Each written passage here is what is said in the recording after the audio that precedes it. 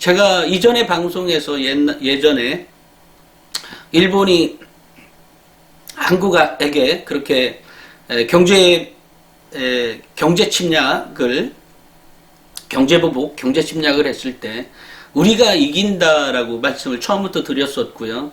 아마 지금 이겨가고 있고, 근데 여기에서 가장 중요한 건 시민의 힘이거든요. 국민의 힘입니다. 이 국민들이 단합을 해줘야 돼요. 뭐 불매 운동이죠. 모든 거에 있어서 뭐든지, 그것이 뭐든지 할 수 있는 선에서, 정말 못할 것도 있을 수도 있어요. 그 개인에 따라서는. 그죠? 그런 거라면 어쩔 수 없죠. 그렇지만 그런 게 아니라고 하면 어쨌든 기본적으로 대체가 가능한 상품이 있다면 그것은 불매를 해야 됩니다. 무조건. 앞으로 영원히 그렇게 해야 됩니다. 왜? 일본은 절대 달라지지 않아요. 예전에 3년 동안 일본에 살았을 때 많이 경험해봤습니다.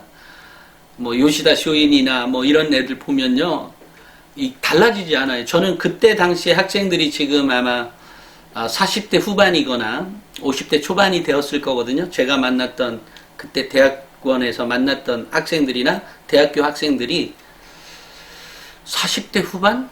이렇게 되지 않았을까 싶어요. 40대 후반이나 40대 후반부터 50대 초반까지 있을 것 같은데요. 우리가 군대도 갔다 오고 하니까. 그런데 그때 만났던 그 아이들 역시요, 한국을 바라보는 것은 한참 아래였어요. 제가 예전에 얘기했죠. 동남아하고 똑같았다고. 그 정도로 한국이 뭐 심지어는 이거 너무 길어지니까 그런데 제가 그 일본을 이긴다라고 했는데, 그 일본을 이기는 힘은 이 시민들의 힘이, 국민들의 힘이고, 앞으로 우리가 일본한테 질 일은, 이 국민들이 이렇게 단합을 해간다면 앞으로 일본한테 질 일은 영원히 없을 수도 있겠다라고 생각을 합니다. 가장 중요한 것은 국민들이, 일본의 국민은 아베가 야 이렇게 해 그러면 쪼르륵 쫓아가는 형국이잖아요. 지금 민주주의가 아니라니까 일본은 지금. 왜냐하면 그 노인네들이 지금 투표 가지고 투표율이 25%예요. 그럼 노인들만 찍는 거, 젊은 애들 안 찍어요. 왜? 내가 찍어도 세상이 달라지지 않는다라고 너무 확신을 갖고 있어요. 걔네들은 우리나라 대통령제를 너무 좋아하죠. 바꾸고 싶은 사람들은. 왜냐하면 적어도 정부는 바뀌니까. 이렇게 되면 달라질 여지가 생기게 되죠. 그렇지만 이 국회의원들끼리 지들이 다 해먹으니까 달라지지가 않아요. 그러니까 1대, 2대, 3대, 4대까지 헤쳐먹고 있잖아요. 국회의원을. 중의원이든 참의원이든. 또 그렇게 찍어주는 나이를 먹어가면 좀 보수적도 되지만, 아니 일본을 다시 한국을 정복한대잖아요. 한국 놈들 나쁘다잖아요. 근데 일본 애들 기본 정서에 한국 애들 나쁘다는 것도 있지만 열등감 같은 것도 있어요. 일본 애들이 한국에, 한국 사람들에게 그 근저에 쟤네들은 왜 저런가 이렇게 보면 열등감도 살짝 존재해 있어요. 근데 그 열등감이 왜 어디에서 나왔는지는 모르겠어요. 근데 그것은 제가 생각할 때 이미 1000년 전에 백제에, 그리고 또 왕이 어쨌든 그렇다는 것은 암묵적이든 뭐든 뭔가에 의해서 어쨌든 흘러가든 전설이든 뭐가 됐든 뭐가 있을 거 아니에요. 거기에서 오는 민족적인 열등감을 갖고 있다. 그렇기 때문에 한국 이렇게 얘기하는 것 같아요. 그렇다고 상대적으로 뭐 중국에게는 열등감 같은 거 존재하지 않아요. 중국에게는 그 나라가 대국이라고 인정해 주는 건 있지만 열등감 같은 거는 제가 살짝 심리학적으로 보면 살짝 민감하게 생각하는 것도 있거든요. 부분적으로. 근데 그런 거 보면 일본 애들은 우리에게 열등감을 갖고 있어요.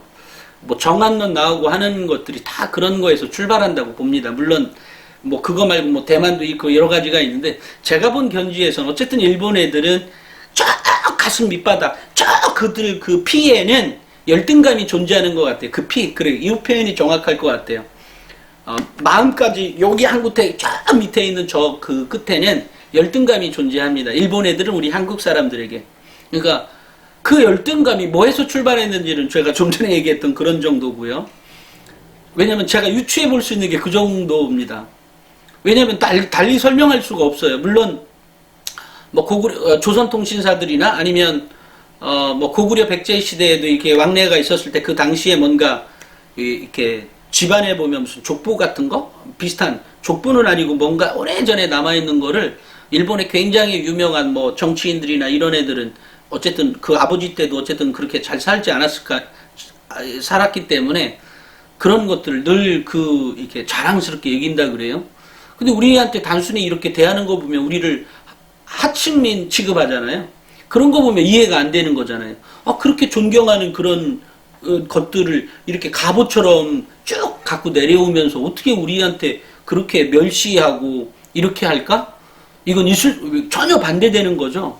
그런데도 이제 제가 이렇게 해서 이제 지나가고 또 저도 이제 또다시 이렇게 글을 쓰는 사람으로서 다양한 정보를 더 많이 얻게 되고 이러는 과정에서 보면 좀 그렇다고 지금 확실하게 이거다 뭐 이렇게까지는 말할 수는 없지만 일본 애들은 기본적으로 우리를 굉장히 멸시합니다. 현재도 아마 그럴 거고요. 제가 그 당시에 있었던 애들이 지금 40, 50대고 그 애들이 또 이렇게 갔으니까 이어져 갈 거 아니에요. 당연히 한국인들을 멸시합니다. 여행을 간다고요? 걔네들이 웃는다고요? 그거 다 필요 없어요. 이미 멸시를 당하고 있는 겁니다. 일반적으로 그렇다는 겁니다. 매우 특수한 경우가 있을 수는 있겠죠. 그렇지만 멸시합니다. 제1교포들이 그 얼마나 한없는 생활, 한많은 생활을 살았겠어요. 결코 여러분들 멸시합니다. 롯데 신격호 회장 지금 아직 안 돌아가셨죠. 그분이 일본인하고 결혼했죠. 그 일본 그러니까 장인도 뭐 어쨌든 우리 쪽에서 보면 굉장히 나쁜 사람인데 이름은 기억 못합니다. 근데 그분 역시 뭐라고 하죠? 제가 멸시를 당하지 않기 위해서 그 일본인하고 결혼한 거예요. 지금 보면 롯데 보면 참 아이러니해요. 이 불매하자니 그렇고 안 하자니. 언제 한번 롯데는 정말 매우 정말 좀 어떻게 보면 불쌍하기도 하고 어떻게 보면 당연한 것 같기도 하고 그렇습니다. 어찌됐건 우리 한국이 이긴다라고 하는 힘은 우리 시민들의 힘입니다. 시민들의 힘이 있기 때문에 우리가 원하면 바꿀 수 있잖아요. 정치를 바꿀 수가 있죠. 그러니까